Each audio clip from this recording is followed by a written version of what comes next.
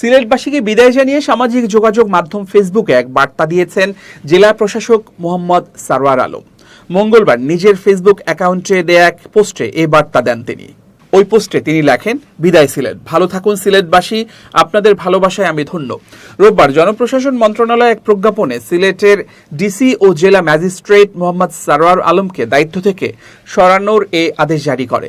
রাষ্ট্রপতির আদেশক্রমে জ্যেষ্ঠ সহকারী সচিব জ্যোতি প্রু স্বাক্ষরিত আদেশে বলা হয়েছে, সারওয়ার আলমকে সিলেটের জেলা প্রশাসক ও জেলা ম্যাজিস্ট্রেটের দায়িত্ব থেকে প্রত্যাহার করে জনপ্রশাসন মন্ত্রণালয়ের উপসচিব হিসেবে সংযুক্ত করা হয়েছে।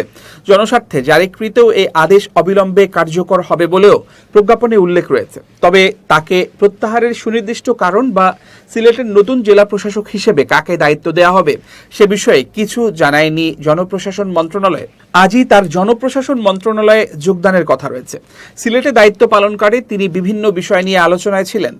সর্বশেষ সিলেটের ঐতিহ্যবাহী হজরত শাহজালাল রহমতুল্লাহ আলাইহি ও হজরত শাহপরান রহমতুল্লাহ আলাইহির মাজারের স্বচ্ছতা ও নিরপেক্ষতা নিশ্চিত করার উদ্যোগ, শাহজালাল রহমতুল্লাহ আলাইহির মাজারের ডেক সিলগালা ও নতুন দানবাক্স স্থাপনকে কেন্দ্র করে ব্যাপক আলোচনা সমালোচনার মুখে পড়েন তিনি। এদিকে দায়িত্ব থেকে প্রত্যাহারের একদিন পরই মোহাম্মদ সারওয়ার আলম ঢাকার উদ্দেশ্যে রওনা হয়েছেন। মঙ্গলবার দুপুরে সিলেট ওসমানী আন্তর্জাতিক বিমানবন্দর থেকে তিনি ঢাকার উদ্দেশ্যে যাত্রা করবেন।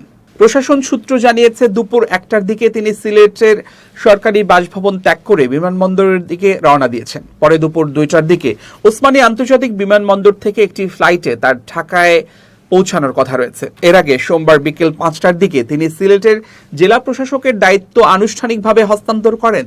দায়িত্ব ছাড়ার পর জেলা প্রশাসকের কার্যালয়ে বিদায়ী আনুষ্ঠানিকতা সম্পন্ন হয়।